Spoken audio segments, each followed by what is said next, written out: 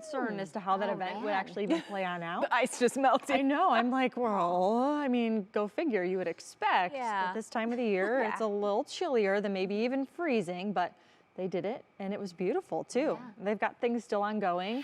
You know, we have a new exhibit also at the Botanical Gardens. You can go see orchids forever too. So you can always opt for something maybe inside. But here's a look outside. This is Boston Mills Ski Resort. Clearly no one out there yet, but today might cause a little snare when it comes to ski resorts across the area. And that's because we are dealing with some rain this morning and temperatures still close to 40 degrees. The 40-degree temperatures are going to be hard to come by this entire week. So savor this morning for what it's worth. We swap the 40s for the 30s by later today, and then we swap the 30s for 20s in the future, and even colder feels like conditions too for mornings to come. So where is the rain happening right now? Well, it's a little bit more scattered across the area, not exactly uniform here.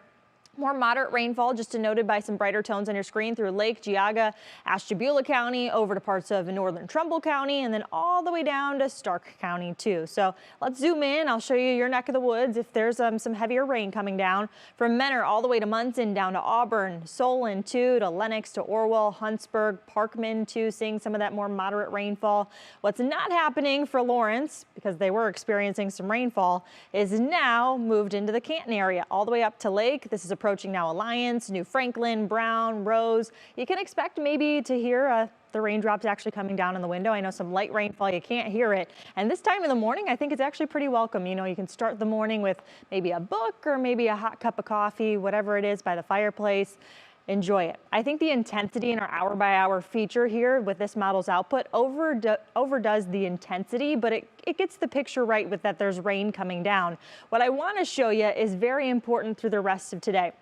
You can actually see the back edge of the rainfall. There's a front that's going to sweep on through, so it will drop our temperatures and your National Zymer hour-by-hour forecast. The front is actually in this view right now. 1 p.m. Sandusky has dropped into the mid-30s. Everyone else is still in the 40s, and all these streamlines coming together is the wind direction. So we still have a southerly wind for most of the area, but behind it, a northerly wind is starting to funnel on in, which then drags the cooler conditions. We stay cloudy. I think we actually break from that chance of rain through about the afternoon.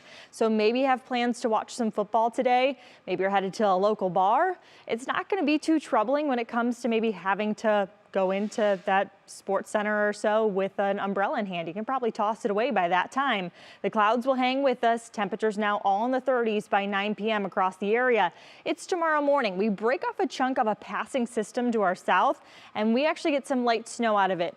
Obviously, also on top of everything, we've cooled temperatures too. We're back in the upper 20s, closer to 30 degrees. So that means we'll see plain old snow instead of rain mixing on in too. So that might have a little snare or two to your morning commute. Other than that, I think it becomes isolated to scattered. I think accumulation out of this would be slim to none, maybe up to ½ an inch in some locations, but nothing to really point out. And that's gonna cause some trouble for the rest of the week. What will, I think, more so than anything today and tomorrow is going to be the midweek chill we're going to experience. 6 a.m. on Tuesday morning, all of our temperatures across the area have dropped into the teens. So it feels like conditions will be cooler. Cleveland's last day in the 20s was December 26th. Yes, of last year. That was associated with that Christmas weekend storm, you might recall. That high temperature that day was 21 degrees. We'll be close to that by Tuesday. I think it's Tuesday night into Wednesday morning where it feels like conditions will approach zero, if not sub-zero. So important to keep the kids in check, the pets in check by the middle of the week too, and obviously yourself. And your Union Home Mortgage extended forecast, 40s and falling today. We're back in the 30s for your Monday, 20s for Tuesday. We stay in the 20s for Wednesday. But the nice thing about high pressure, Isabel, is that we see sunshine out of the chill too.